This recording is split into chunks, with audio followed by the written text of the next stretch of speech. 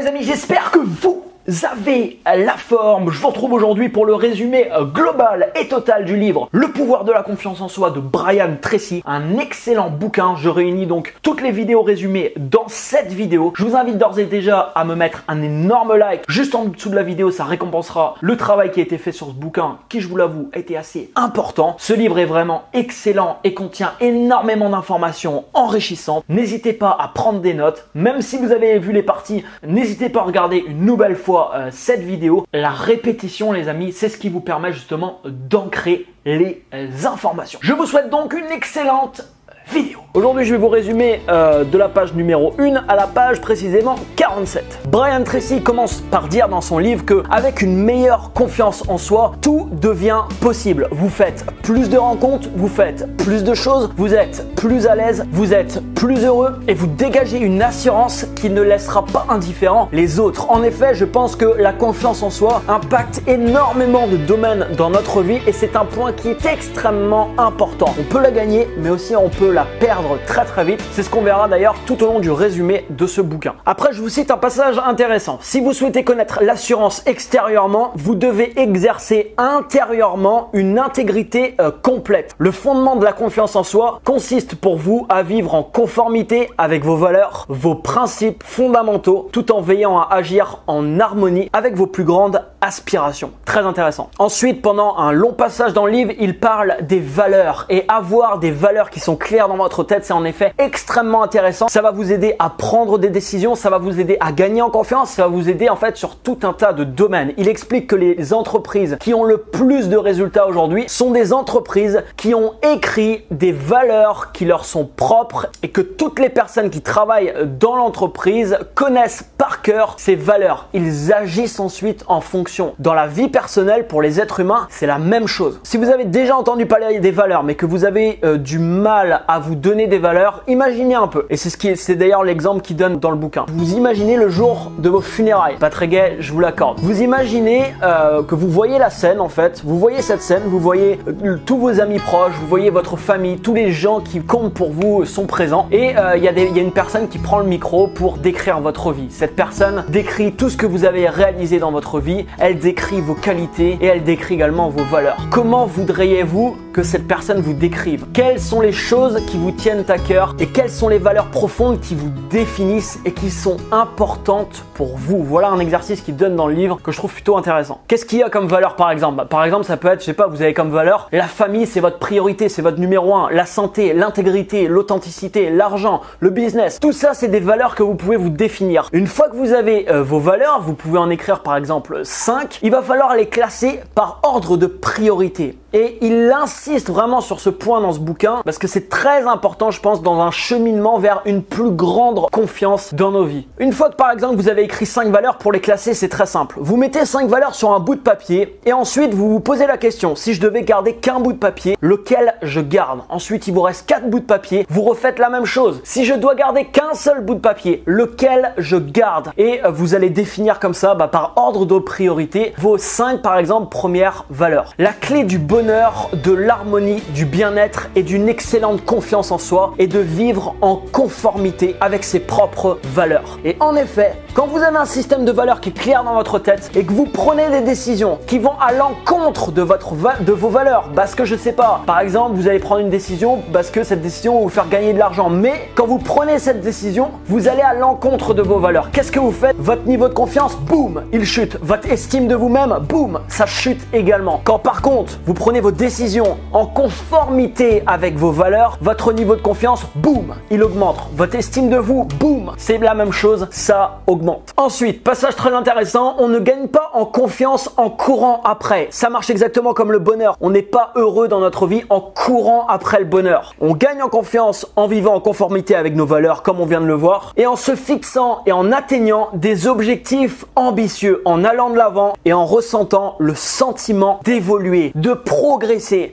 Je sais pas si ça vous est déjà arrivé, mais personnellement, quand je vis des journées extrêmement productives, quand je vis des journées où je sors de ma zone de confort, comme par exemple, je vous donne un exemple, par exemple ce midi, j'étais en repas avec des Américains, ils parlaient tous américain, je comprends, je sais pas, on va dire 30%, c'est très difficile pour moi de communiquer, j'étais pas du tout confortable, j'étais pas dans ma zone de confort. Aujourd'hui, voilà, j'ai été à la rencontre de plein de monde et je me suis forcé à le faire. Je suis arrivé ce matin à la conférence, je connaissais personne, je suis allé voir les gens, je leur ai serré la main, je dis hey guys, I'm French, ta ta ta ta ta, et j'enchaîne derrière et ils ne comprenaient pas trop et je dis ah excuse me, my English machin, et c'est pas grave, ils comprennent et moi ça fait que je sors de ma zone de confort constamment et à la fin de la journée, là c'est ce soir, il est quelle heure? Il est 8h30, je viens de sortir de conférence, qu'est-ce que je ressens? Je ressens une putain d'évolution. J'ai passé ma journée avec des gens qui sont multimillionnaires, qui expliquent des choses incroyables, qui ont un impact incroyable sur ce monde. J'ai passé ma journée à sortir de ma zone de confort. Je passe ma journée et encore ce soir-là, je suis en train de tourner une vidéo et j'ai tourné plein de snaps dans la journée. Je sens que j'ai évolué et ça les amis, qu'est-ce que ça fait? Ça fait que la confiance que j'ai en moi, elle augmente. L'estime que j'ai en moi, ça augmente et la prochaine fois que je devrais aller rencontrer un Américain, j'aurais pas peur de le faire parce que pendant 3 jours, je suis allé serrer des mains à des dizaines de personnes et du coup, ma confiance elle augmente et je peux répéter après ce que j'ai déjà fait parce que maintenant, ça devient confortable pour moi. Donc, plus vous sentez à la fin de votre journée que vous avez progressé, plus vous gagnez en confiance. Plus vous sentez que vous avez rien fait, que vous êtes posé sur un canapé toute la journée et que vous n'avez absolument pas évolué, qu'est-ce qui se passe? Votre estime de vous, bam, ça descend. Votre confiance en vous, boum, ça fait la même chose les amis. Ensuite, j'ai noté un autre passage très intéressant. Notre tâche, et c'est ce que je vous disais d'ailleurs dans une autre vidéo, c'est assez marrant, notre tâche consiste à faire le nécessaire pour nous convaincre que rien n'est impossible et que vous pouvez absolument tout réaliser. Une fois que vous avez cette pensée les amis, à l'état de conviction, pas à l'état de croyance, plus loin que ça, à l'état de conviction, qu'est-ce qui se passe? Il n'y a rien qui est impossible. Vous voyez dans ma propre vie, je vais par exemple tout seul passer 3 semaines au Japon et je me démerde là-bas comme je peux. Je suis ici aux États-Unis, je participe à des conférences, je comprends pas la moitié du truc, mais c'est pas grave, je vais à la rencontre des gens. Quand vous faites des trucs comme ça, au bout d'un moment dans ma vie, il y a plus grand chose qui me fera peur en fait. Parce que j'aurais vécu tellement de situations où j'étais pas confortable que au bout d'un moment, je serai à peu près confortable dans à peu près tout. Si vous arrivez les amis à vous convaincre que rien n'est impossible, et comment vous arrivez à faire ça? En passant massivement à l'action. Aujourd'hui, je me fixe des choses que jamais de la vie j'aurais pu me fixer avant, des objectifs que jamais de la vie j'aurais pu me fixer auparavant. Parce que même pas la pensée m'aurait traversé l'esprit. Aujourd'hui, non seulement je l'imagine, mais j'y crois fermement. Pourquoi? Parce que pour moi aujourd'hui, rien n'est impossible. Tout se passe ici. Les seules limites, elles sont juste ici. Ensuite, un autre passage. Si la confiance en soi est une attitude, elle repose sur des principes mentaux, dont le principal est celui de la pensée créatrice. Vous créez le monde dans lequel vous vivez, les amis. Vous n'êtes pas ce que vous pensez être, mais ce que vous pensez, vous l'êtes. Je répète, vous n'êtes pas ce que vous pensez être, mais ce que vous pensez, vous l'incarnez. Vous l'êtes. La loi de la cause à effet, la loi de l'attraction, la loi de la correspondance, la loi de la concentration, la loi de la substitution et la loi de l'émotion. Je vous en reparlerai d'ailleurs dans d'autres vidéos. Ensuite, il parle des 4 C de la confiance en soi. Le premier C, clarté. Déterminez précisément ce que vous souhaitez accomplir et le genre de personne que vous souhaitez devenir. Être clair, avoir des valeurs claires, avoir une vision claire, avoir des objectifs qui sont clairs, avoir une clarté d'esprit, une clarté de vie. Ça, en effet, ça va vous booster votre confiance en vous. Deuxième C, conviction. Acquérir l'assurance que vous pouvez absolument tout réaliser, tous les objectifs que vous fixez. On en revient à ce qu'on disait tout à l'heure, vous convaincre que rien n'est impossible, que la réalisation de vos rêves est possible. Troisième C, concentration. Prenez la résolution de faire le nécessaire et tenez-vous-y. L'autodiscipline, les amis. Acceptez à l'avance de payer le prix de toute réussite à laquelle vous aspirez. Et quatrième C, les amis, cohérence. Décidez de travailler à vos objectifs chaque jour, matin, midi et soir, jusqu'à les atteindre. Quand la clarté, la conviction, la concentration et la cohérence soutiennent vos objectifs, vos actions, vous cheminez vers l'acquisition du genre de confiance qui vous ouvrira toutes les portes. Ensuite, il parle pas mal du fait de se fixer des objectifs. Il dit que se fixer des objectifs est une des choses les plus importantes. Notre capacité à nous fixer des objectifs et à planifier leur réalisation correspond à la compétence maîtresse de la réussite. L'ennemi juré de la confiance en soi, c'est la peur. L'ennemi juré de la réalisation humaine est la zone de sécurité. C'est ce que je vous parlais justement tout à l'heure. Nous avons tendance naturellement tous à rester dans notre zone de sûreté. Plus vous en sortez, plus elle s'agrandit, plus vous prenez confiance en vous, plus les possibilités dans votre vie augmentent. Partagez cette vidéo, les amis, s'il y a des gens que vous connaissez qui sont en manque de confiance, ça va être vraiment exceptionnel. Il va en tout cas avoir vraiment du beau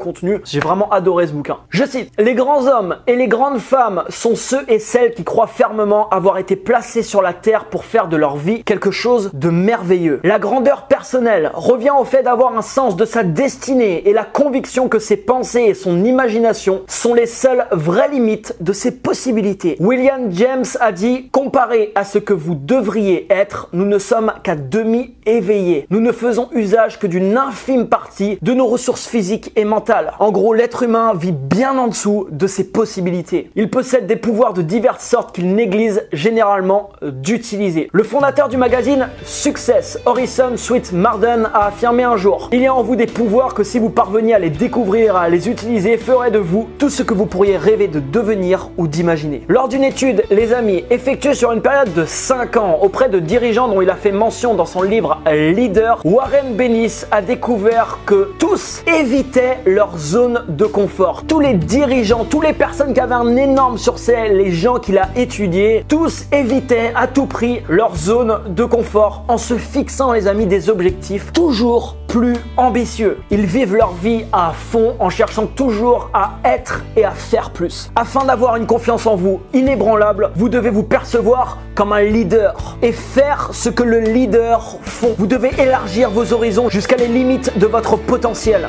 Vous devez vous fixer des objectifs pour exploiter ce qu'il y a de meilleur en vous. Vous devez vous fixer des objectifs qui vous amèneront à vous sentir en pleine possession de vos facultés et au sommet de votre art. Et à la fin de ce passage, il dit quelque chose de très intéressant. Et tout commence par un fucking stylo et un fucking bloc-notes. Il dit pas le mot fucking, mais j'ai voulu l'ajouter.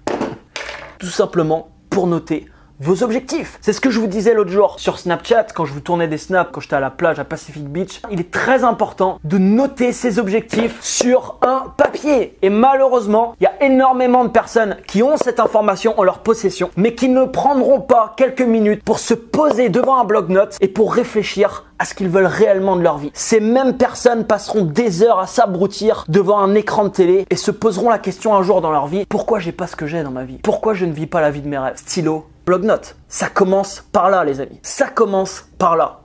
On va parler principalement des objectifs et de trouver le but de sa vie. Alors, je vais vous résumer là, cette fois-ci, de la page 47 du livre à la page 64. Donc de la page 47 à la page 64. Voici ce qu'il dit au niveau des objectifs. L'importance de rêver en grand et de se convaincre qu'il n'existe aucune limite, c'est ce qu'on parlait d'ailleurs hier, vous autorise à vous fixer d'importants objectifs. Le simple fait d'écrire ces objectifs produit 3 choses. La première chose, notre perception de nous-mêmes s'améliore et notre confiance en nous s'accroît immédiatement. Deuxième chose, un gain d'énergie physique et mentale. Troisième chose, le simple fait d'écrire votre objectif améliore considérablement vos chances de l'atteindre. Et c'est marrant parce qu'aujourd'hui, cet après-midi, j'ai vu Jack Canfield en conférence et il disait dans sa conférence que ça améliore de 1100% de chances en plus d'atteindre votre objectif. Faites-le. Je vous raconte une petite histoire. Cet après-midi, je suis devant Jack Canfield. Le mec a vendu 500 millions de bouquins à travers le monde. C'est un des coachs les plus influents de la planète. Il y a un mec à côté de moi qui a payé sa place, tout comme moi, pour assister aux 3 jours de conférence auxquels je viens d'assister ici à San Diego. Jack Canfield arrive, il commence. Le mec est en train de jouer à Candy Crush. Le mec joue à Candy Crush à côté de moi. À un moment, dans la conférence, Jack Canfield nous demande de noter nos objectifs. Le mec continue à jouer à Candy Crush. Et à un moment donné, on doit faire un exercice à 2. Je me retrouve donc avec cette personne. Et on doit partager tout simplement les objectifs qu'on a notés. Alors j'avais vu que lui, il avait rien noté du tout. Donc moi, je lui partage ce que j'ai noté. Et ensuite, il me dit...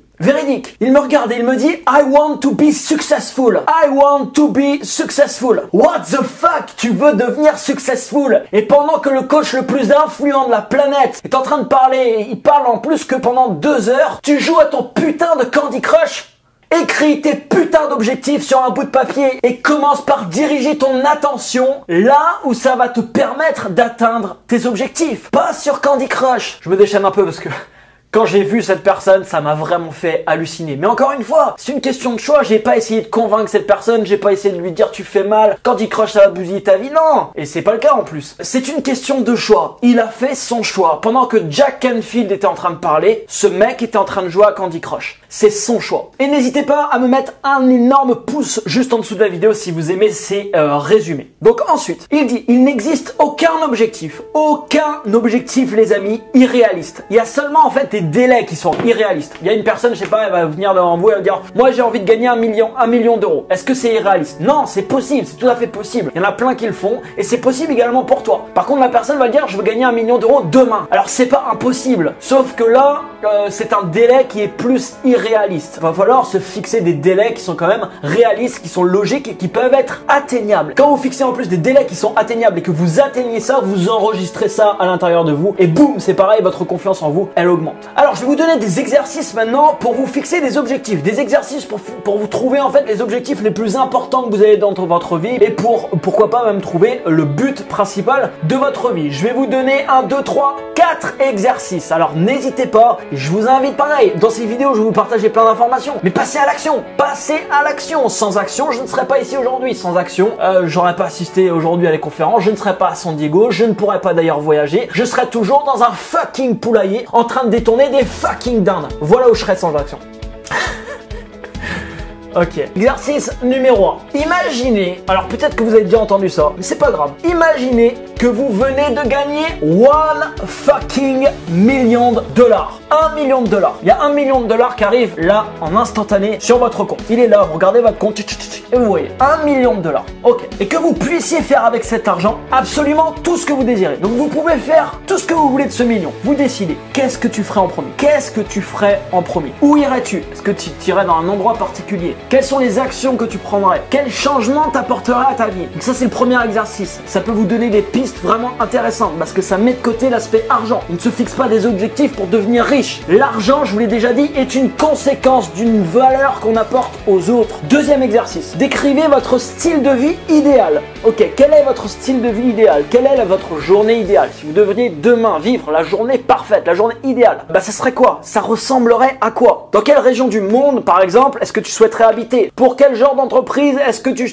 déciderais de travailler? Ou alors, quelle entreprise tu aurais envie de créer? Quel type de service tu voudrais, par exemple, offrir aux autres? Et quel type de relation aimerais-tu avoir? Très important également. Exercice numéro 3. Imagine, tu vas voir ton toubib aujourd'hui et il te dit, désolé de vous annoncer ça, mais il vous reste 6 mois à vivre. Il vous reste 6 mois à vivre. 6 mois, c'est tout. Tu as 6 mois à vivre. Et imagine que tu n'as aucune limite de déplacement, aucune limite financière, aucune limite dans aucune mesure. À quoi est-ce que tu consacrerais ces 6 prochains mois? Qu'est-ce que tu ferais de tes 6 prochains mois? Pose-toi devant un papier avec un stylo et note les réponses qui te viennent. Note ce qui pourrait advenir. Qu'est-ce que tu ferais les 6 prochains mois? Qu'est-ce que tu aurais envie d'accomplir avant de quitter ce monde, avant de partir? Qu'est-ce qui te tient à cœur? Qu'est-ce que tu as envie d'accomplir? Et on arrive au 4e exercice. 4e exercice, définissez tout simplement le genre de personne que vous souhaitez le plus devenir. Qu'est-ce qu'il y a au fond de vos tripes là? Quel genre de personne vous avez envie de devenir? Aujourd'hui là, j'ai vu la conférence d'un mec qui est parti de rien. Il s'est construit un empire. C'est le cas de le dire. Un empire. Ce mec a construit 350 écoles à travers le monde, la majorité en Afrique, pour venir en aide aux enfants qui n'ont pas accès à la scolarité. Ce mec est en train d'impacter ce monde. Il impacte des centaines de milliers de vies. Quand moi je vois cette personne, c'est dans ce chemin, c'est ce parcours, c'est là-dessus, c'est ce type de projet qui me fait aussi vibrer. Et c'est le genre de personne que je veux aussi devenir. Ça me parle. Donc ça, par exemple, ça pourrait être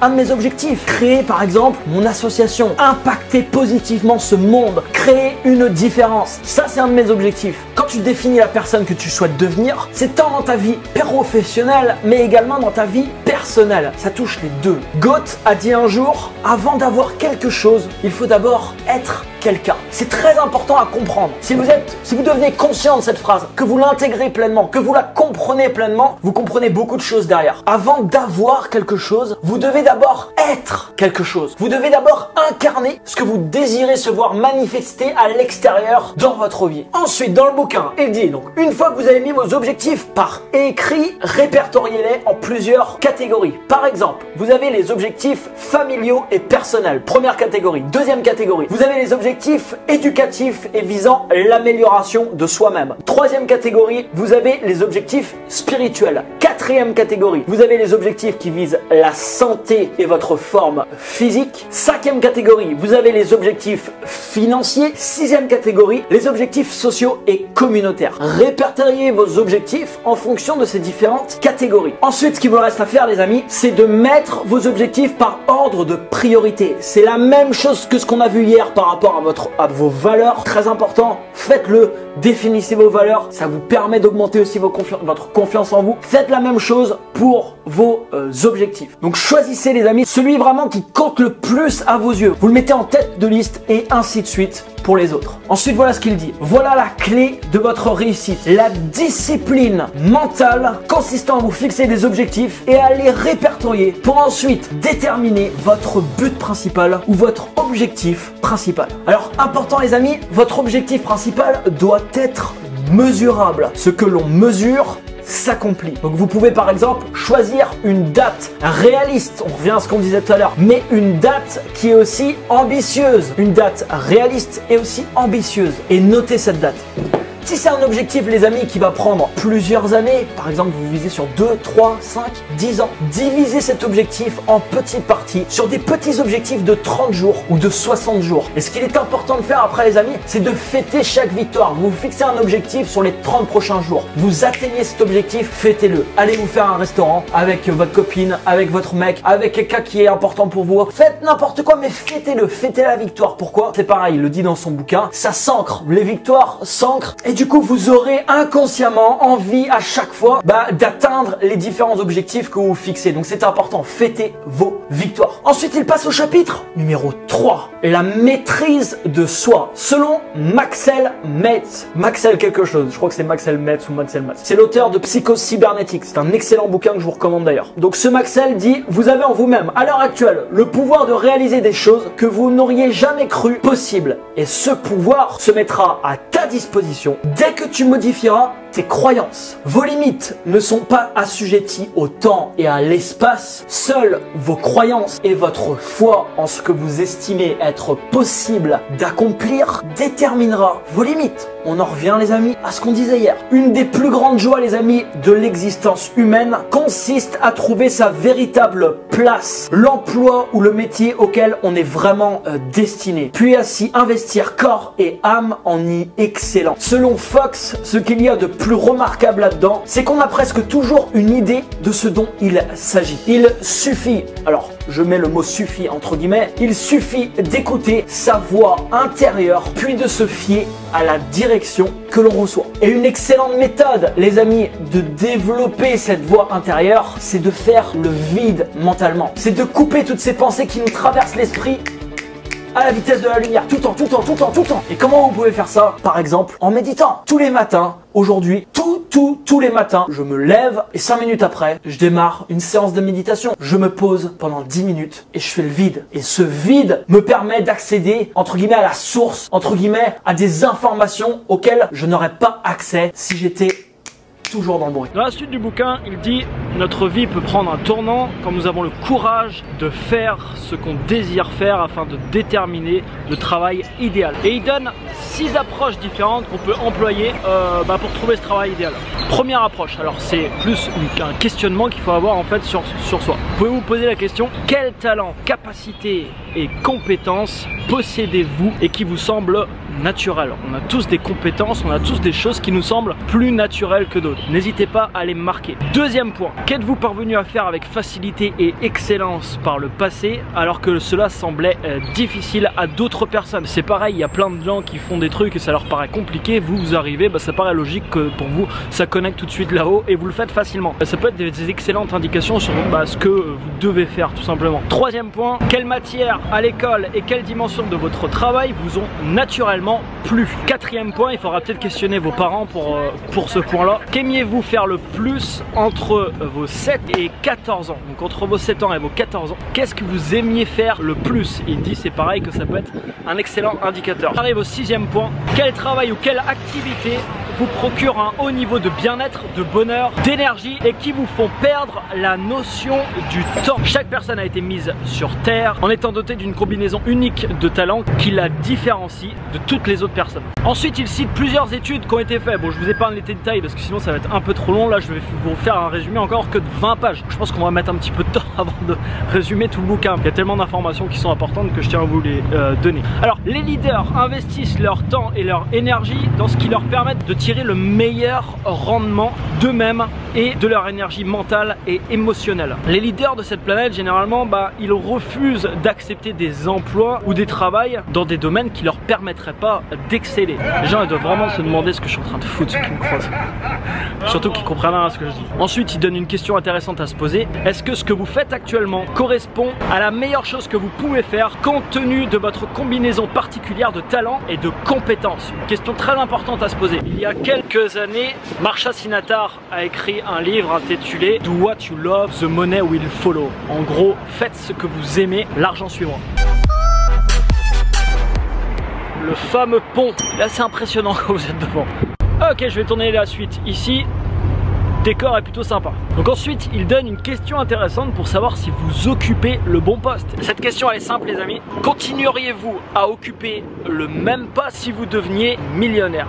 Par exemple, demain vous avez 1 million d'euros qui arrive sur votre compte. Est-ce que vous continuez à occuper le même poste, à faire ce que vous faites? Ou alors est-ce que vous arrêtez? Il dit dans son bouquin que si la première chose que vous faites après avoir gagné ce million, c'est d'arrêter ce que vous faites, c'est que vous n'occupez pas la bonne place. Une fois à la bonne place, qui dit ensuite, c'est que la plus grande responsabilité que vous avez, c'est tout simplement de devenir très bon et d'exceller. Comme je vous ai dit dans une autre vidéo, aujourd'hui être bon ça ne suffit plus pour réussir. Pourquoi? Parce qu'il y a plein de gens qui sont bons. Il y a de plus en plus d'entrepreneurs, il y a de plus en plus de choses qui sont créées dans ce monde.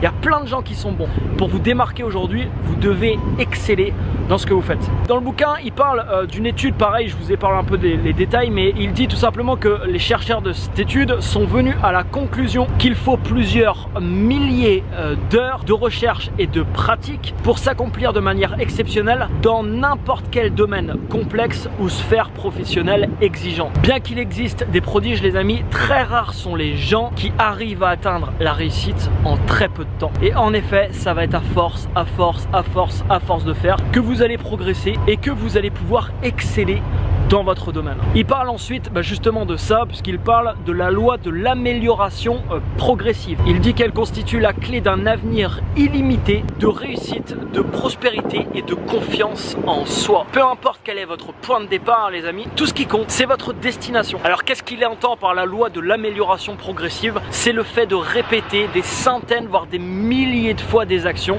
qui vont vous faire constamment évoluer. Ensuite il dit que tous les plus grands succès de cette planète, toutes les plus grandes personnes qui ont atteint des sommets sont partis avec ce qu'ils avaient au départ et ont fait en sorte ensuite de miser sur leurs compétences jusqu'à les maîtriser à la perfection. Ils déterminent la compétence qui peut les aider à passer au next level et ils travaillent dessus. Très intéressant, je vais finir par ça. J'arrête donc à la page 80. Il va nous rester pas mal de choses à voir. Page 80, il donne 3 actions pour transformer complètement votre vie. Je peux vous garantir que si vous mettez ces 3 actions en place, croyez-moi, il va se passer beaucoup de choses dans votre vie. Je pense qu'il y a très peu de personnes qui ont lu ce bouquin et qui ont vu ces 3 actions, qui les ont vraiment mis en place. Première action qu'il donne, réinvestissez 3% de vos revenus en vous-même et dans votre développement personnel pour améliorer vos compétences et vos aptitudes. Si vous réinvestissez ne serait-ce que 3% de vos revenus en vous-même, vous n'aurez jamais plus à vous inquiéter du manque d'argent. Alors personnellement, je vous dirais plutôt de réinvestir même carrément 10%. 10% de vos revenus, investissez-le sur vous-même. Investissez-le ici. Je vous garantir que ça va vous donner des résultats qui seront spectaculaires. Comment les investir? Je ne sais pas, en allant par exemple participer à des séminaires, en achetant des livres qui vont être extrêmement intéressants pour vous, en consommant des formations qui vont vous permettre de vous enrichir personnellement, professionnellement. Deuxième règle, celle-ci, clairement vous la mettez en place demain. Dans un mois, vous n'aurez pas les mêmes résultats qu'aujourd'hui. Et dans un an, vous saurez beaucoup plus de choses que 99% de la population. Croyez-moi, vos résultats, ils vont énormément changer. Et c'est ce qui s'est passé d'ailleurs dans ma propre vie. Bougez un peu parce qu'il y a un peu de vent. Donc, la deuxième chose, lisez 1 heure ou plus chaque jour dans le domaine de votre choix, en soulignant et en annotant soigneusement les passages qui vous semblent importants. Ensuite, il dit qu'une technique très simple consiste ensuite à transcrire tous les passages que vous avez notés, et ça vous permettra de largement mieux retenir l'information. Alors personnellement, c'est pas quelque chose que j'ai fait moi à chaque fois, c'est-à-dire de surligner tous les endroits. Par contre, lire tous les jours, j'ai pas lu 1 heure, mais j'essaye tous les jours de lire.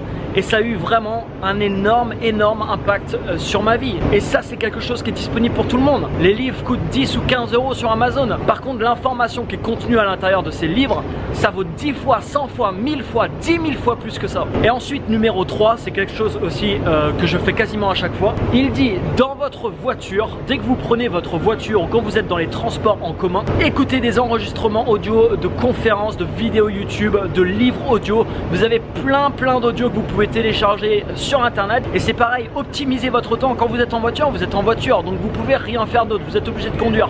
Écoutez de l'information intéressante. Si vous prenez pas trop la voiture et que vous prenez les transports en commun, c'est la même chose. Mettez des audios intéressants sur votre smartphone et écoutez ça quand vous êtes dans les transports. C'est pareil, si vous prenez rien que votre voiture 1 heure tous les jours, ou les transports en commun par exemple 1 heure aussi, vous imaginez l'information que vous pouvez accumuler pendant 1 heure de temps chaque jour. Si à côté de ça vous lisez un peu, mais les résultats sur 6 mois, sur 1 an dans votre vie, je peux vous garantir qu'ils vont être incroyables. Alors maintenant, c'est à vous de voir, c'est à vous de décider. Encore une fois, c'est une question de choix. On ne peut jamais obliger une personne à faire quelque chose. C'est son choix, son propre choix, les amis. Alors cette fois-ci, c'est le bon, parce que si vous me suivez sur Snapchat, l'autre coup sur Snapchat, j'étais là en train de filmer un pont, je dis oh le pont de San Francisco, mais en fait c'était pas le bon. Bref, passons. On commence par une citation d'Aristote qui a écrit « L'humanité a pour but de connaître le bonheur, quelle que soit la façon dont chaque personne le définit. Plus on est heureux et plus on semble efficace dans ce que l'on fait. » Ensuite, Brian Tracy, dans son livre, nous parle de la loi de la foi. Selon cette loi, les amis, et on en a déjà parlé ensemble, vos croyances deviennent votre réalité. Votre monde extérieur aura tendance à épouser vos croyances. D'ailleurs, si vous examinez actuellement votre monde actuel, tout ce que vous avez actuellement dans votre vie, les amis, correspond très largement, normalement, à l'expression de vos croyances et de vos convictions. Donc c'est extrêmement important. Ce que vous pensez être vrai deviendra vrai dans votre vie et se manifestera. Il parle ensuite dans son livre du pouvoir de suggestion. On en a déjà parlé un peu ensemble, je m'attarde pas trop sur ce point. Je fais juste un bref résumé. Selon les spécialistes, les influences environnementales, psychologiques et suggestives auxquelles nous sommes soumis déterminent au moins 95% de ce que nous faisons, disons, pensons et ressentons. Par exemple, la plupart des êtres humains est très sensible aux paroles des autres. Si vous recevez par exemple aujourd'hui une insulte, il est probable que cette insulte, les amis, va vous irriter pendant plusieurs heures. On doit au minimum faire en sorte que l'extérieur nous touche et faire en sorte que voilà, l'extérieur va influencer notre état émotionnel. Écoutez ça, pour jouir d'une grande confiance en vous, vous devez être capable de prendre vos propres décisions et de vous libérer l'esprit de toute influence vous amenant à vous sentir négatif ou malheureux pour une raison ou une autre. La majorité des gens laissent ce qui se passe autour d'eux déterminer une grande partie de leur vie. Ils se convainquent, les amis, de penser de façon autonome alors qu'ils ne font en réalité que de réagir aux influences extérieures qui leur arrivent. Ils parlent ensuite de la maîtrise justement de vos émotions. Une affirmation puissante qu'ils se répètent tous les jours est celle-ci. Toute situation est positive si je la perçois comme une occasion de grandir. Et en effet, quand on a ce point de vue, les amis, au final c'est vrai, toutes les situations peuvent paraître positives si je la perçois en effet comme une occasion de grandir, comme une occasion voilà qui va me permettre encore une fois de plus de faire évoluer ma vie. Ce n'est pas les événements qui se produisent dans votre vie qui sont importants, les amis, c'est votre façon de réagir. Il y a des gens qui sont extrêmement heureux et il y a des gens qui sont extrêmement malheureux avec le même type d'événements qui sont arrivés dans leur vie. Ce n'est pas l'événement qui change, c'est votre façon de réagir. Il dit ensuite, un des moyens de maîtriser votre esprit consiste à lister à l'avance tous les différents facteurs externes qui vous mettent en colère ou qui vous bouleversent. Faites la liste de tout ce qui se produit qui est susceptible de vous amener à réagir de façon négative. Prenez ensuite la décision qu'à l'avenir vous déciderez d'y réagir de façon calme et positive sans la laisser vous bouleverser. Alors bien entendu, ça se fait pas comme ça, c'est pas quelque chose qui est simple forcément à faire, mais ça va se faire justement à force de le travailler. Il dit ensuite, quand une situation de ce type arrive, respirez un grand coup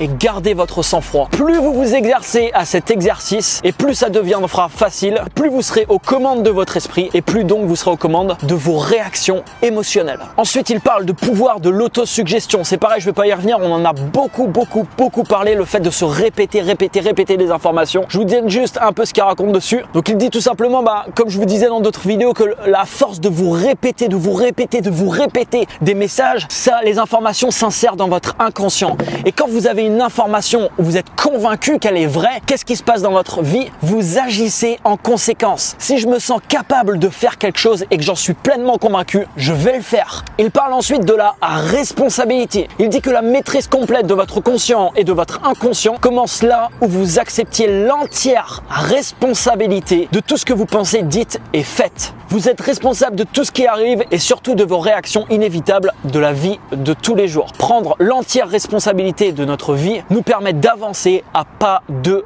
géant. Vous connaissez forcément des personnes, les amis, ils ont toujours une excuse, toujours une bonne excuse. Ils rejetteront toujours la faute sur quelqu'un d'autre. Si ces personnes commençaient demain à se dire, ok, tout ce qui arrive dans ma vie, j'en suis le responsable. Je suis le créateur de ça. Je peux vous assurer que leur vie pourrait changer très rapidement. En une semaine, ils verraient des résultats spectaculaires dans leur vie parce qu'ils agiraient différemment. Tout simplement parce qu'ils commenceraient à prendre l'entière responsabilité de leur vie. Ensuite, il parle du dialogue intérieur, le fait de nous parler à nous-mêmes de manière positive. Les gens heureux, dotés d'une grande confiance et qui réussissent ont un dialogue intérieur différent des autres.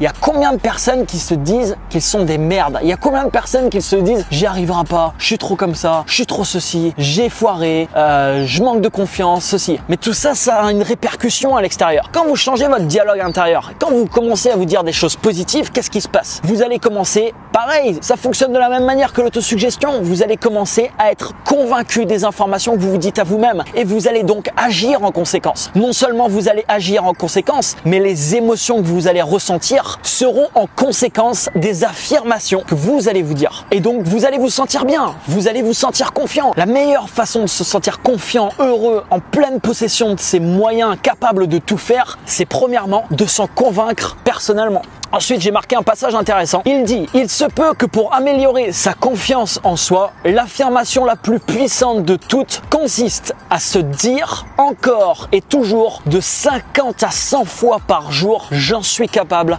j'en suis capable, j'en suis capable. Ces simples mots constituent l'antidote verbal à la peur de l'échec qui, comme vous le savez, est le plus grand destructeur de la confiance en soi et probablement la première raison d'échec dans la vie d'un adulte. Chaque fois que vous réfléchissez à un événement qui vous rend nerveux ou alors que vous vous sentez en insécurité, répétez-vous « Je peux le faire. Je peux le faire ». Point final. Ensuite, j'ai relevé un autre passage. Si vous avez recours aux affirmations, votre potentiel sera illimité. Rappelez-vous que les affirmations sont le moyen de programmer votre subconscient. Pour qu'une affirmation fonctionne, retenez la règle des 3 P. Il faut qu'elle soit positive, il faut qu'elle soit personnelle et il faut qu'elle soit au présent. 3 règles très importantes, les amis. Une citation. C'est une citation de Booker T. Washington et ça prendra le pas d'ailleurs sur la suite, sur ce qu'on va voir dans la suite. J'ai appris que le succès ne se mesure pas tant à la position que l'on a atteinte dans la vie, mais plutôt aux obstacles que l'on a surmontés en essayant de réussir. Alors le nom du chapitre 5, c'est tirer parti de vos forces. Il commence par décrire rapidement une étude. Dans une étude longitudinale, je ne sais pas ce que mot veut dire, mais je l'ai lu, visant à sonder 1500 hommes et femmes ayant amorcé leur carrière respective avec enthousiasme et ambition, on a découvert, les amis, que seulement 83 d'entre eux étaient devenus millionnaires sur une période de 20 ans. En revenant sur les Les aptitudes et les décisions propres à ces personnes au cours de leur évolution sur 20 ans, on a constaté que tous les millionnaires avaient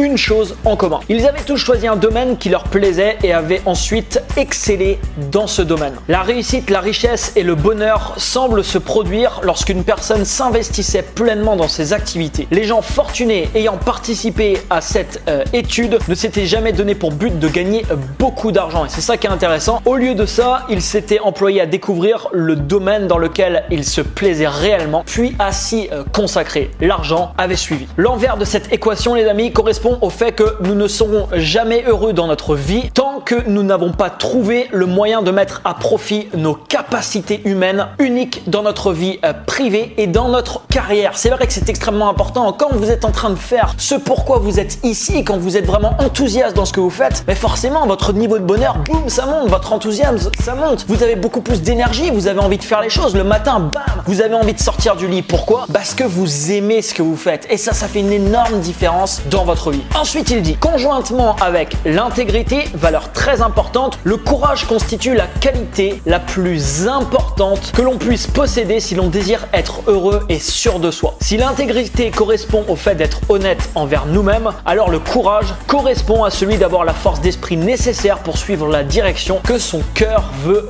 emprunter. Le courage, les amis, c'est votre capacité à repousser toutes les autres considérations afin de rester fidèle à ce qu'il y a de meilleur en vous-même. Winston Churchill a dit, on considère à juste titre le courage comme la première des qualités humaines parce que c'est elle qui garantit les autres. Pour suivre ce qu'il y a dans votre cœur, il ne vous est pas forcément nécessaire d'apporter d'énormes changements à votre vie ou à vos relations. Il vous suffit de vous examiner honnêtement en vous voyant tel que vous êtes et que vous ayez le courage de canaliser votre énergie et de centrer vos forces sur les domaines dans lesquels vous avez le plus de potentiel. Il y a beaucoup de gens, les amis, et vous en connaissez sûrement, qui sont actuellement dans des activités diverses et variées et ils savent très bien au fond d'eux qu'ils sont passionnés par un domaine ou qu'ils ont des facilités dans quelque chose, que ça leur plaît, que quand ils font ça, ils voient pas le temps passer et ils savent aussi très bien au fond d'eux-mêmes que ici, ils feraient de leur passion leur activité principale, ils s'éclateraient beaucoup plus que ce qu'ils font actuellement. Malheureusement, il y a plein de barrières derrière ça parce qu'il y a des gens qui sont passionnés par quelque chose et qui se disent tout de suite, automatiquement, mais comment je vais vivre de ça? Comment je vais vivre par exemple de ma passion? Comment je vais faire ça? Ça, c'est des barrières automatiques qui vous viennent en tête et du coup, vous ne voyez pas forcément les possibilités qui s'offrent à vous. Mais dans n'importe quel domaine, dans n'importe quelle passion, il y a des possibilités, il y a des choses à faire. Et comme je vous disais tout à l'heure, quand vous vous levez le matin et que vous êtes content d'aller faire ce que vous allez faire de votre journée, votre vie tout entière est impactée. Non seulement votre vie, mais la vie des personnes aussi qui vous entourent. Ensuite, il parle de la différence. Différenciez-vous des autres. Chaque entreprise, produit ou service possède ou doit créer une proposition de vente unique. Voilà le secret pour arriver à différencier une entreprise ainsi que ses produits et ses services de la concurrence. C'est ce que l'on appelle souvent l'avantage concurrentiel. Cela s'applique également pour votre vie car vous êtes le président de votre propre vie. Peu importe qui vous signe vos chèques actuellement, vous travaillez pour vous-même dès le premier jour où vous entrez en fonction jusqu'au jour de votre retraite. Michael Jordan a dit un jour, tout le monde a du talent mais il faut y travailler dur pour le transformer en compétence. Le secret pour en venir à posséder une personnalité des plus fonctionnelles et pleinement intégrée, c'est-à-dire les acteurs fondamentaux de la confiance en soi, consiste pour vous à mieux savoir qui vous êtes réellement, mieux se connaître, les amis, extrêmement important, et ce que vous désirez véritablement obtenir de la vie. On a déjà parlé de ce point, avoir une vision claire de vos objectifs, de ce que vous souhaitez faire, une vision globale claire de votre vie, ça va vous aider énormément à prendre confiance en vous et à avoir des résultats également importants. Votre tâche la plus importante consiste à vous investir là où vous pouvez apporter la plus grande amélioration possible. C'est dans ce domaine que vous rentabiliserez le plus votre énergie. Alors dans la suite du livre et dans le chapitre, il parle ensuite des faiblesses. C'est aussi très important de connaître ses faiblesses. Il dit, dans presque tous les domaines, il importe également pour votre bonheur que vous acquérez une bonne perception des faiblesses inévitables que vous pouvez avoir. Attention cependant sur ce point. Il y a un vieil adage qui dit, les amis, quand on va en forêt, il faut s'attendre à y trouver des moustiques. Il arrivera parfois que l'on critique les choses que vous faites faites et que vous veniez en conclure que vous êtes faible dans un ou dans plusieurs domaines. Mais la critique, les amis, elle fait tout simplement partie du jeu. C'est inévitable. Pour vous donner un exemple, Brian Tracy cite par exemple dans son livre, Brian Tracy c'est quelqu'un qui donne des conférences à travers le monde, qui est un coach qui est reconnu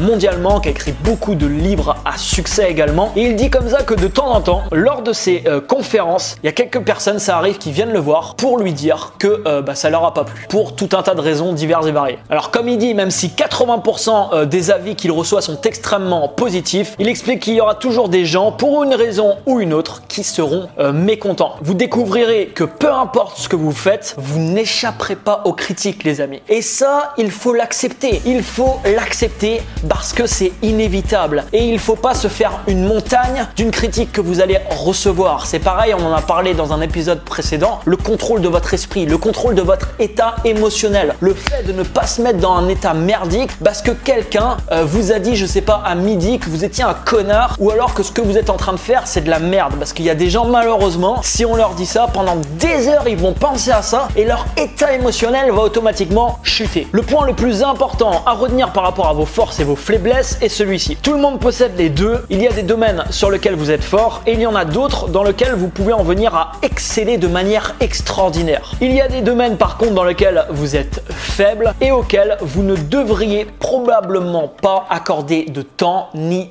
d'énergie. Alors dans la suite du livre, on parlera ensemble du chapitre numéro 6 qui s'appelle Triompher de l'adversité. Une petite citation de Mark Twain: la force miraculeuse qui élève quelques personnes vient de leur labeur, de leur application, de leur persévérance, et elle obéit à un esprit brave et déterminé. Alors vous avez déjà, je pense, entendu ça, mais je vous fais une rapide répétition. La persévérance est primordiale. Napoléon Hill a écrit: la persévérance est au caractère humain ce que le carbone est à l'acier. Il a également dit: avant de réussir dans la vie, tout homme a la certitude de subir de nombreuses défaites temporaires et peut-être également quelques échecs. Lorsque la défaite surprend un homme, la chose la plus facile et la plus logique à faire consiste tout simplement à baisser les bras. Et c'est d'ailleurs ce que font la majorité des personnes qui se confrontent une première fois, les amis, à un échec. En réalité, votre foi en vous-même et en votre capacité à réussir se mesure à votre persévérance. Ensuite, il nous parle de l'épreuve du caractère. Il est facile d'être satisfait et sûr de soi lorsque tout va bien, mais la véritable épreuve qu'un homme ou une femme doit surmonter consiste à parvenir à garder les idées claires et à continuer de fonctionner lorsque les choses semblent s'écrouler autour de soi. Et en effet, c'est dans ce type d'épreuve qui peut nous arriver dans la vie que on montre au final notre force. C'est là qu'on peut montrer notre plus grande force, la force de se relever et la force de continuer quoi qu'il arrive. Parce que quand tout va bien, bien entendu, c'est beaucoup plus simple. Et c'est ce qu'il dit par la suite: voilà les moments où on montre réellement de quelle étoffe on est fait. À l'université de Stanford, d'ailleurs je vais aller visiter l'université de Stanford normalement dans à peu près une semaine à Palo Alto. Je vous ferai vivre ça comme d'habitude sur Snapchat. Ils ont récemment réalisé une étude sur la qualité des hommes et des femmes qui accédaient au plus haut poste d'une entreprise et qui connaissaient une ascension fulgurante. Ils ont isolé deux qualités les plus indicatives. Numéro 1, la capacité à travailler en équipe, et numéro 2, qui est certainement la plus difficile à avoir, c'est la gestion des crises. Votre façon de composer avec l'adversité, votre capacité à garder la tête haute, voilà ce qui déterminera la qualité, les amis, de votre personnalité.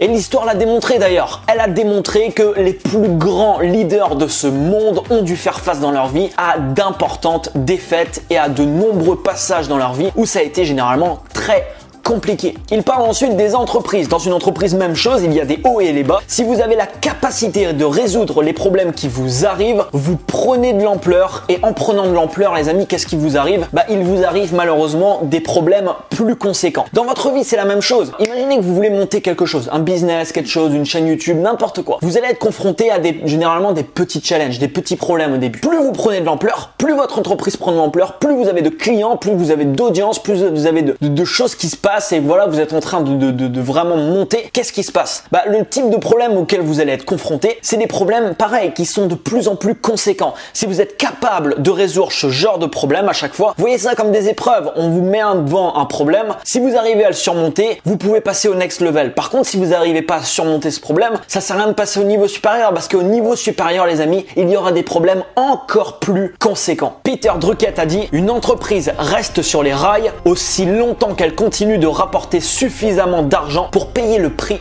de ces erreurs. Ce sont vos réactions, les amis, au plus haut comme au plus bas, qui détermineront votre avenir et vos résultats. Vous savez, je pense que là, toutes les personnes qui regardent cette vidéo, moi y compris, on essaye de faire de notre mieux, on essaye d'avancer dans notre vie, on essaye de passer au niveau supérieur, on essaye de faire ce qu'il faut pour avoir une belle vie, pour être heureux, pour faire ce qu'on a envie de faire. Mais dans ma vie, comme dans la tienne d'ailleurs, on ne peut pas faire autrement que d'être confronté à des problèmes. Tu seras confronté à des problèmes qui seront des fois très importants. Je suis à l'heure actuelle confronté à des problèmes, je serai encore confronté à des problèmes dans ma vie et c'est la vie, c'est normal, il faut l'accepter. En fait, tout ça, comme je vous disais tout à l'heure, c'est des sortes de tests. Si vous n'arrivez pas, les amis, à résoudre un problème ou à passer outre, à réussir à mettre tout votre focus sur les solutions et non sur le problème qui va, si vous mettez votre focus dessus, l'amplifier, c'est un signal très puissant. Et ce signal, qu'est-ce qu'il dit? Il dit tout simplement, je ne suis pas prêt. Je ne suis pas prêt à passer au niveau supérieur. Donc pour le moment, je reste là où je suis. Quand un problème se présente, les amis, focus tout de suite sur les solutions et dites-vous à vous-même, je sortirai vainqueur. Je sortirai vainqueur. C'est moi qui aurai la victoire à la fin. Non seulement vous le dites, mais quand vous en êtes pleinement convaincu, qu'est-ce qui se passe, les amis? Vous allez agir en conséquence et c'est précisément ce qui va se passer. Il y a des gens dans leur vie, j'ai vu de ces témoignages hallucinants qui ont été confrontés à des choses horribles, à des choses hallucinantes, à des problèmes conséquents. Et il y a un pourcentage de ces personnes qui ont réussi à passer outre, qui ont réussi à avancer, qui ont réussi à continuer, à créer derrière des choses extraordinaires. Donc c'est pas ce qui nous arrive dans la gueule qui est important, c'est votre façon de réagir. Retenez ça, c'est extrêmement important. Je vous donne un autre exemple. Là, je suis en train de réfléchir à un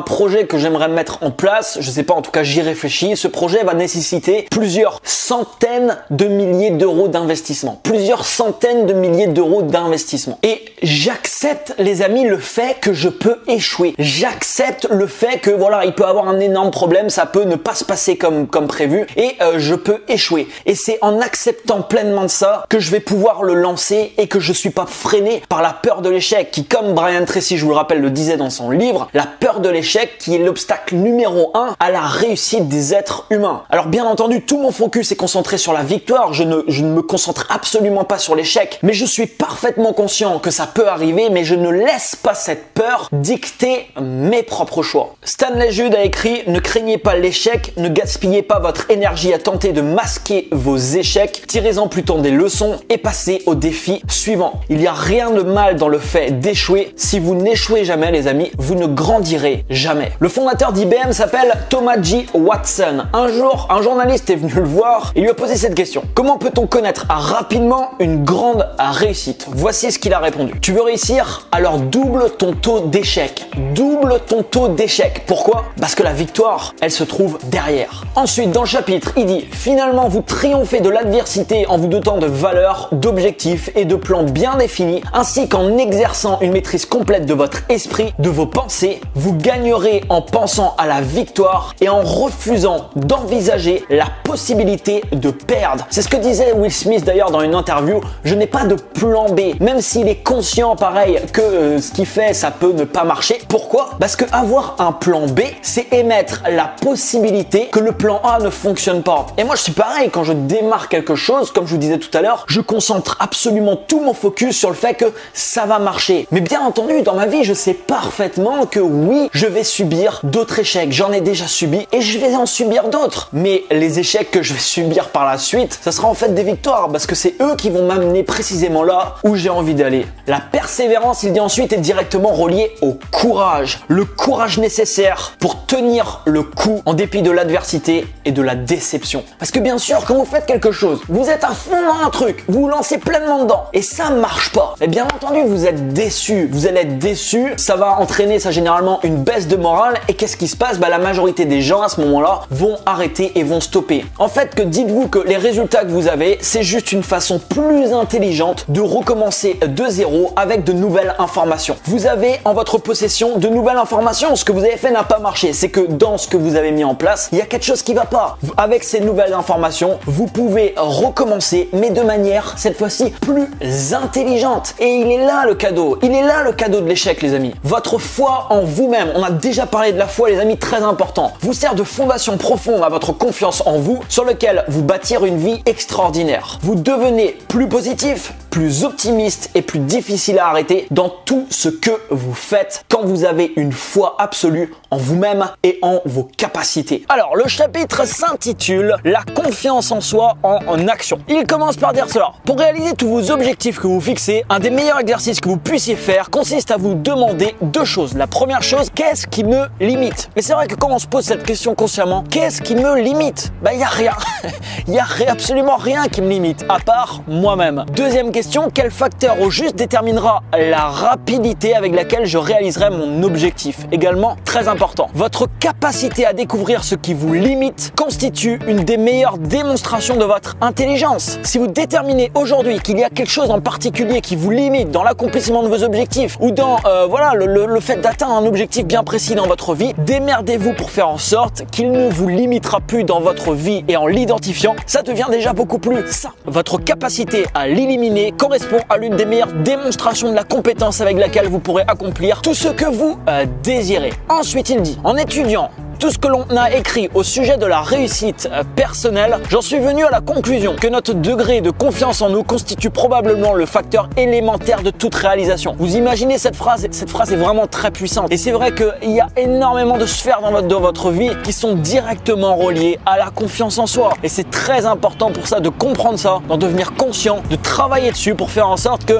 vous allez augmenter le degré de confiance que vous avez en vous-même, et donc vous allez augmenter les possibilités également dans votre vie. Si vous avez suffisamment confiance en vous, vous pourrez essayer presque n'importe quoi. Étant donné que la réussite dépend en grande partie des moyennes des probabilités, plus vous ferez de tentatives et meilleures seront vos chances d'accomplir des choses dans votre vie. Il dit ensuite que la seule chose qui peut vous limiter dans la poursuite de la réussite, c'est votre degré de confiance. Lorsque vous atteindrez le pont où vous croirez entièrement en vous-même, les blocages qui existent dans votre monde extérieur cesseront de vous freiner. Les principaux obstacles à la réussite résident toujours dans l'esprit de la personne, non dans les circonstances, non dans les personnes, non dans les événements qui vont se passer dans votre vie. Principaux obstacles, les amis, elles se situent ici. Et il dit ensuite dans son bouquin que dès qu'on remporte en fait le combat intérieur, les résultats à l'extérieur se font également sentir. Alors, dans la suite du bouquin, Brian Tracy résume un peu son parcours, il explique les différentes choses qu'il a effectuées dans sa vie, et il explique tout simplement qu'il n'aurait jamais pu vivre la vie qu'il vit aujourd'hui sans avoir considérablement changé son degré de confiance en lui. Il explique ensuite les différents tournants de sa vie, et il en donne plusieurs. Le premier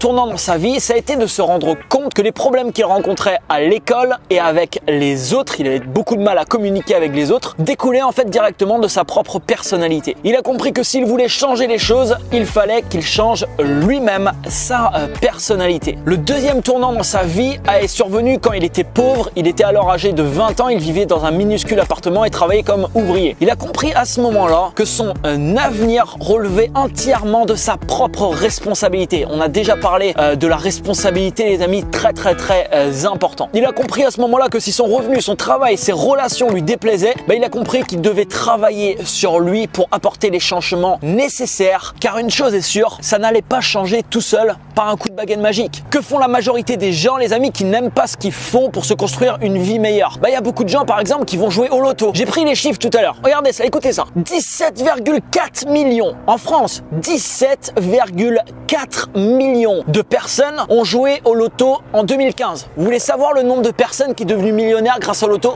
42 personnes sur 17 millions. Est-ce que vous n'avez pas plus de chance, les amis, de vous construire la vie de vos rêves? Soit dit en passant, c'est pas parce que vous êtes millionnaire que vous construisez la vie de vos rêves, mais est-ce que vous n'avez pas plus de chance en investissant sur vous-même plutôt que d'investir de l'argent sur un ticket de loto? En prenant cette voie, les amis, vous avez une chance à peu près sur 17 millions de toucher un jour le jackpot, et de penser, de croire, parce que ça sera pas la vérité du tout, de croire que vous allez pouvoir vous construire la vie de vos rêves. Ou alors vous choisissez une autre méthode. Cette méthode, elle consiste à changer votre monde intérieur, à investir en vous-même, jusqu'à avoir un esprit millionnaire si c'est ce que vous désirez. Et en ayant un esprit millionnaire, qu'est-ce qui va se passer? L'extérieur va refléter ce que vous avez à l'intérieur. Et à l'extérieur, l'argent, si c'est ce que vous désirez, va commencer à se manifester. Mais je vous l'ai déjà dit, l'argent est juste une conséquence d'une valeur que vous apportez sur le marché, par exemple. L'argent ne doit pas être un objectif en soi. Ça va vous permettre de faire beaucoup de choses, d'ouvrir vos possibilités dans ce monde, d'exprimer pleinement qui qui vous êtes, mais vous devez avoir un pourquoi derrière qui est énorme. Si demain, par exemple, je te donne 5 millions d'euros, imaginons que demain tu as 5 millions sur ton compte, qu'est-ce que tu fais de cet argent? Et la première chose, c'est de pouvoir répondre à cette question. Dans ma vie, je me suis fixé des objectifs financiers très importants, mais je sais précisément aujourd'hui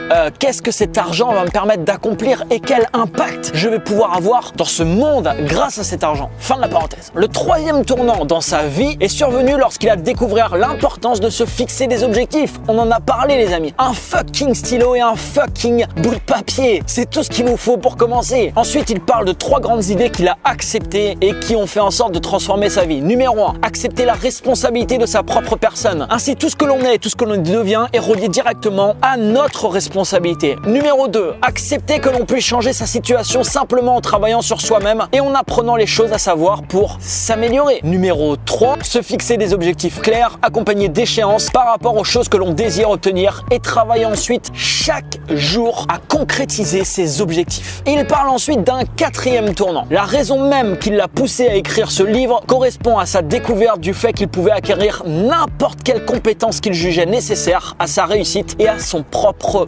bonheur. Les amis, quand vous pensez de cette façon, quand vous vous dites à vous-même et que vous en êtes pleinement convaincu, je peux acquérir n'importe quelle compétence dont je vais avoir besoin dans ce monde pour m'exprimer totalement et pour faire pleinement ce que j'ai envie de faire, vous vous posez plus de questions et vous passez à l'action. Vous allez les chercher les compétences, vous allez chercher les informations qu'il va vous falloir pour passer à l'action et pour concrétiser vos rêves. Alors dans la suite du livre, et ce qu'on va parler maintenant, il parle des 4 D de la confiance en soi. Le premier D, les amis, correspond au désir. À quel point vous voulez avoir confiance en vous, à quel point vous voulez concrétiser vos objectifs les amis. Ce désir-là, il est très important. J'en parle aussi assez régulièrement. Avoir le feu en soi, avoir un désir vraiment énorme, un désir brûlant de réussir. Ça fait une différence, une énorme différence entre les personnes pour qui la réussite est une option dans leur vie et les personnes pour qui ce n'est pas une option. C'est limite une obligation, c'est limite une obstination. Quand ça devient une obstination dans votre vie, vous faites tout ce qu'il faut pour réussir et les excuses, vous les foutez aux chiottes. Vous savez, quand on parle rapidement avec une personne, rien que, allez, 2, 3 minutes, 5 minutes avec une personne, on peut très vite se rendre compte des résultats que la personne va avoir. Pourquoi? Parce qu'on peut très vite sentir en l'écoutant si elle a un degré de réussite qui est énorme dans sa vie ou alors si c'est juste une option. Si elle se lance, la personne se lance, par exemple, elle monte une activité, mais on sent que voilà, c'est une option, elle se laisse des portes de sortie, voilà, elle fait ça sans grande conviction. Quand vous faites ça, les amis, sans grande conviction et qu'à côté vous n'avez pas un énorme désir de réussir, malheureusement, les résultats auront beaucoup de mal à se manifester dans votre vie. Ma réussite dans ma vie, je vais vous dire, ce n'est pas une option, c'est une obstination. Et chaque jour, je mets en place des actions dans ce sens parce que je suis obstiné et je ne vois absolument pas ma vie autrement que par l'accomplissement des objectifs que je me suis fixés. Le deuxième D, les amis, correspond à la décision. Quand vous prenez, les amis, une décision, mais il y a prendre une décision et prendre une décision. Il y a des fois, vous allez prendre une décision, cette décision, elle est ferme. Je ferai ça tous les jours, quoi qu'il se passe. Des fois, vous prenez prendre des décisions comme ça se passe en 1 millième de seconde et c'est des décisions qui vont avoir un impact énorme dans votre vie. Donc, si vous voulez augmenter votre confiance en vous, prendre la décision que vous allez travailler sur vous-même pour augmenter votre degré de confiance. Et cette décision, les amis, elle vous appartient. Je peux pas la prendre à votre place et personne peut la prendre à votre place. Quoi que vous voulez dans votre vie, tout part d'une décision. Ces décisions vous appartiennent. Troisième D, les amis, détermination. On en a parlé juste avant. Une fois que vous aurez commencé à apporter des changements importants à votre conduite, votre gyroscope interne tendra de prendre le dessus sur vous et de vous remettre dans votre zone de confort et à vos anciennes façons d'agir. Il arrivera, les amis, que vous aurez l'impression de pas avancer et il arrivera des fois que vous n'aurez pas de résultats alors que vous êtes acharné à mettre des actions en place. À ce moment-là, il faudra continuer et il faudra persévérer. Et c'est à ce moment-là qu'on se rend compte des gens qui ont un énorme désir de réussite et où la réussite dans leur vie n'est pas une option. Et les autres, les personnes qui ont un énorme désir, vont continuer et vont persévérer jusqu'à atteindre la victoire. Soyez déterminés, les amis, dans ce que vous faites. Et le 4e D qui fait un peu polémique chez les gens parce qu'il y a beaucoup de gens qui n'aiment pas ça. Ce 4e D s'appelle la discipline. Avoir de l'autodiscipline. Il dit sur ce point, la qualité de l'autodiscipline sous-entend et entoure toute grande réalisation. Il s'agit de la capacité à s'amener à faire ce que l'on doit faire au moment où on doit le faire. Et ceci que l'on a envie de le faire ou non. Après avoir étudié pendant près de 20 ans la vie d'hommes et de femmes ayant connu la réussite, Napoléon Hill a déclaré: l'autodiscipline est le passeport qui ouvre la porte des richesses. L'autodiscipline rend tout le reste possible. C'est marrant parce qu'il y a des personnes, j'ai remarqué ça, qui n'aiment pas ce mot, se fixer de l'autodiscipline à soi-même, parce qu'ils ont l'impression de perdre de la liberté. C'est marrant parce que l'autodiscipline, c'est ce qui vous permet justement d'être libre. Parce que c'est ce qui vous permet d'atteindre vos objectifs, d'atteindre vos rêves. C'est l'autodiscipline, c'est de vous dire: ok, je vais faire ça, tous les jours je vais me mettre en place ça, demain je ferai ça. Vous savez, si je me serais écouté à de nombreuses reprises, je ferais pas les choses. Parce que si je m'écoute moi-même, il y a plein de fois, j'ai pas envie de peut-être de faire une chose, j'ai pas envie de faire ci, j'ai pas envie de lire. Là ce soir, j'ai pas envie de faire ci ou pas envie de faire ça. Mais dans plein de reprises, les amis,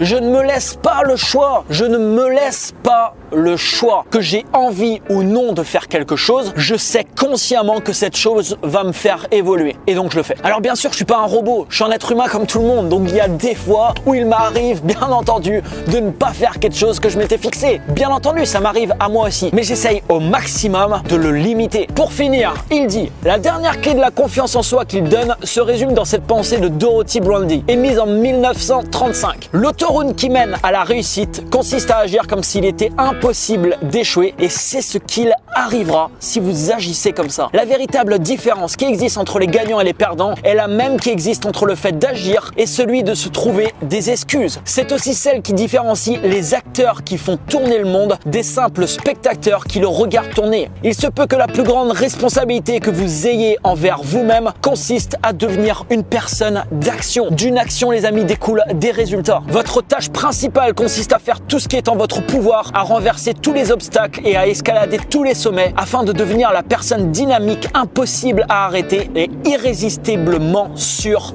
d'elle. Une fois que vous aurez acquis cette qualité d'une confiance en soi irrésistible et inébranlable, tout le reste deviendra possible. Et c'est un nouveau monde, les amis, qui s'offre à vous. Je vous invite, les amis, à partager cette vidéo à maximum de monde. Je vous invite à me mettre un putain d'énorme like juste en dessous la vidéo. Abonne-toi à la chaîne si c'est pas encore fait. Et quant à moi, je te dis à demain, 18h, même place, même heure. Ciao, ciao.